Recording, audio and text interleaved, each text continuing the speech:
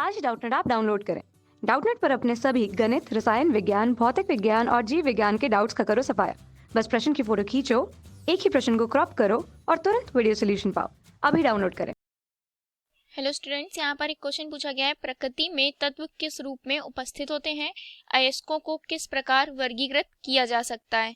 ठीक, तो हमें इसका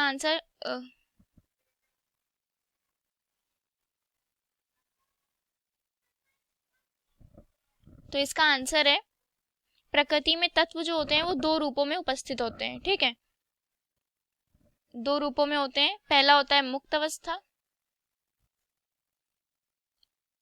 अवस्था में और दूसरा होता है संयुक्त अवस्था में। ठीक, संयुक्त अवस्था में। तो प्रकृति में तत्व किस रूप में होते हैं? प्रकृति में तत्व दो रूपों में प्राप्त होते हैं, मुक्त अवस्था में और संयुक्त अवस्था में। तो मुक्त अवस्था को हम क्या कहते हैं? सरल रूप। सरल रूप से यहाँ तात्पर्य है कि जैसे कि हमें प्रकृति में जो तत्व होते हैं वो बहुत कम जो होते हैं। सरल रूप से तात्पर्य है कि जो धातु या जो तत्व है वो उसी रूप में प्राप्त होता है और उसी रूप में उसका उपयोग किया जाता है। और संयुक्त अवस्था से यहाँ पर तात्पर्य है मतलब यौगिक के रूप में। तो हमें उन यौगिकों में से उन धातुओं का शोधन करना पड़ता है यौगिक के रूप में।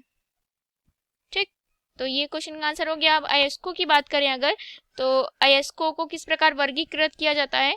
तो अयस्कों को उनके सांद्रण की प्रकृति पर, अयस्कों को उनके सांद्रण की प्रकृति पर तीन भागों में वर्गीकृत किया जा सकता है। वर्गीकृत किया जाता है। ठीक है, अयस्कों को उनके सांद्रण की प्रकृति पर। तो पहला होता है गुरुत्वीय पृथक्करण विधि, गुरुत्वीय पृथक्करण विधि।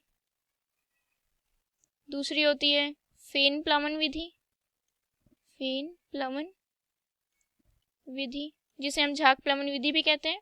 और तीसरी होती है चुंबकीय पृथक्करण विधि, चुंबकीय पृथक्करण विधि।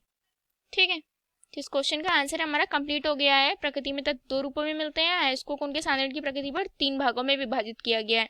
आशा करती हूँ ये आंसर आपको समझ में आ गया होगा। Thank you. कक्षा 6 से 12वीं से लेकर नीट, IIT, JEE वो एडवांस के लेवल तक 1 करोड़ से ज्यादा छात्रों का भरोसा। आज ही डाउनलोड करें डाउटनेट ऐप या व्हाट्सएप करें अपने सारे डाउट्स 8400 400 400 पर।